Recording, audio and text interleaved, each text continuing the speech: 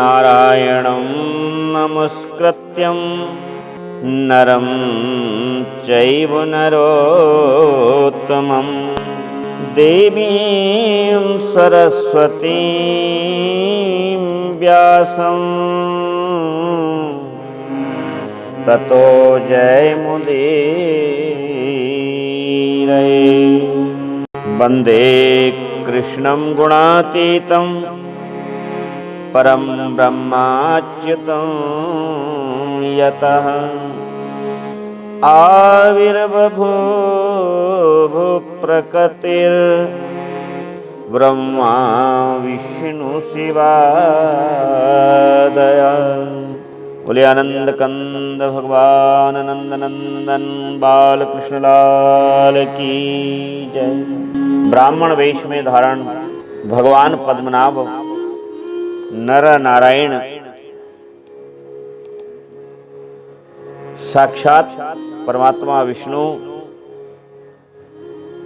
जगत पर कल्याण करने के लिए मालावती को निमित्त बना करके और रोगों का वर्णन कर रहे हैं। जैसे संपूर्ण देवी देवता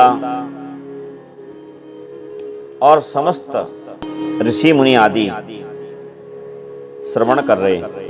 वह ब्राह्मण वेशधारी भगवान विष्णु मालावती से बोले कि मालावती, तुमको पता है कि मृत्यु के कितने पुत्र हैं, रोग कितने हैं?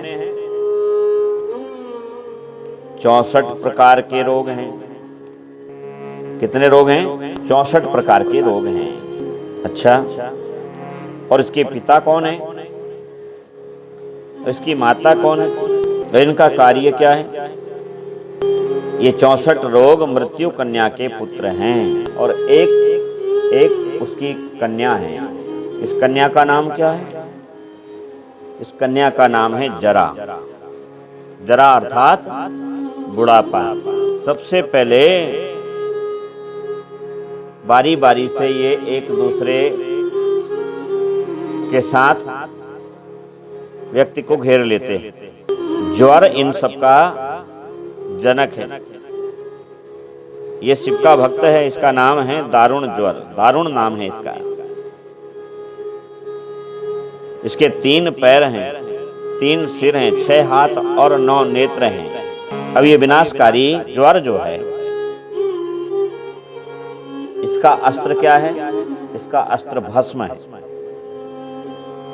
रुद्र इसके देवता हैं, मंदाग्नि इसका जनक है। हम जो वैदिक चिकित्सा से इसकी चिकित्सा करते हैं मंत्रों के द्वारा, लोग कहते हैं ये धर्म है। धर्म नहीं, ये चिकित्सा है, ना ये पाखंड है।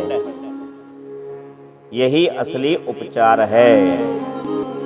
किंतु जब हम इसमें चूक कर जाते हैं या इससे आलस्य कर जाते हैं, तब हम अन्यान्य सहायता लेने पर विवश हो जाते हैं।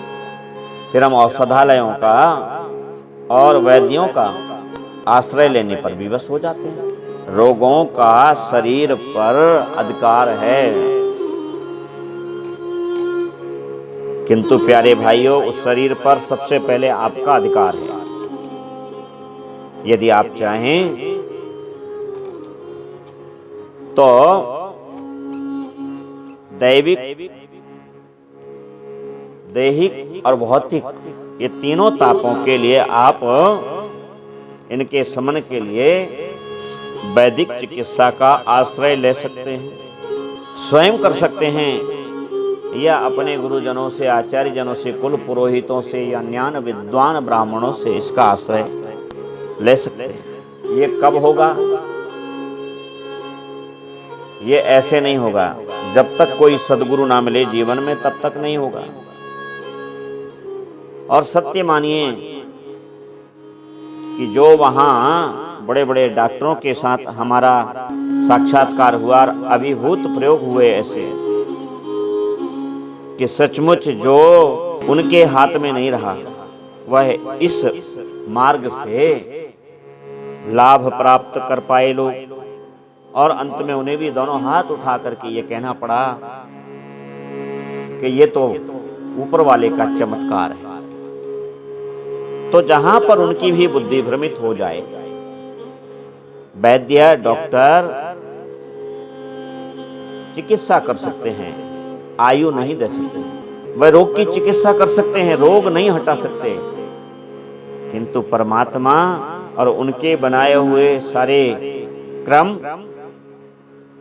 वह आयु को भी बढ़ा सकते हैं। लेकिन आप फोकट में चाहें तो नहीं, इसमें आपका त्याग चाहिए, आपके तन का त्याग चाहिए, आपके मन का त्याग चाहिए। फिर बारी आती है आपके धन का त्याग चाहिए। आप चाहते पहले कर दो,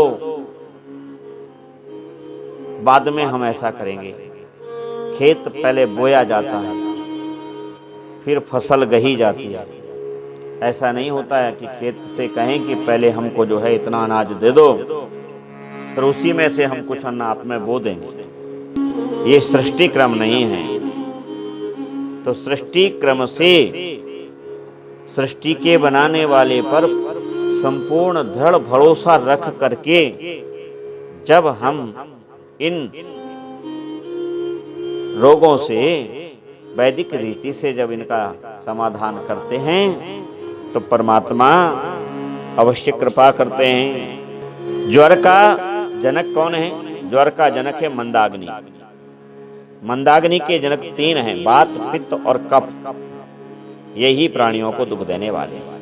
वातज, पित्तज और कफज, ये ज्वर के 3 भेद हैं। एक चौथा ज्वर भी होता है जिसे त्रयोदोषज कहा जाता है। अब रोगों के नाम सुनो।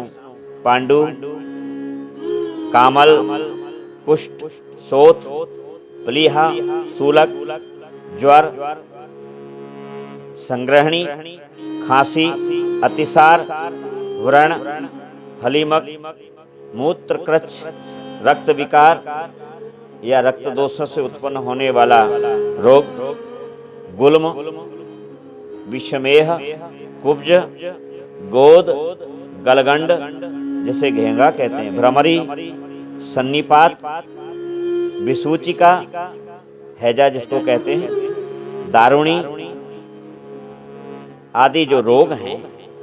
फिर इनके भेद और प्रभेद हैं, इनके पुत्र प्रपौत्र, ये 64 रोग माने जाते हैं। ये ही 64 रोग मृत्यु कन्या के पुत्र हैं, किंतु इनका निवारण है। यदि आप इन ग्रंथों का अध्ययन करें, जिस तरह से आप इस शिक्षा को प्राप्त करते हैं, इसी प्रकार इस तरह की शिक्षाएं, इस तरह के विद्यालय खोले जाएं और उनमें इस प्रकार की शिक्षाएं पढ़ाई जाएं या पढ़ी जाएं, तो आप विश्व गुरु थे और विश्व गुरु हो जाओगे। लेकिन ऐसे नहीं, तो शिक्षा को प्राप्त करने के पश्चात उदरपोषी शिक्षा प्राप्त कर लिए, थोड़ा धन एकत्रित कर लिए, 1-2 भूखंड प्लाट मकान बना लिए, 1-2 गाड़ी खरीद लिए और समझ लिया कि बस विश्व के स्वामी हो गए, अब हम हो गए उच्च शिक्षा के स्वामी। अरे ये उच्च शिक्षा नहीं हो सकती। एक बात बतलाएं, ये केवल और केवल उदरपोषी शिक्षा हो सकती है। आप व्रत रख सकते हैं, लेकिन आपका व्रत तब सफल है जब आप किसी भूखे को देख करके अपने हिस्से का भोजन, अपने हिस्से का फलाहार उसको खिला करके संतुष्ट हो जाएं। समझ लीजिए कि आपका व्रत सफल हो गया।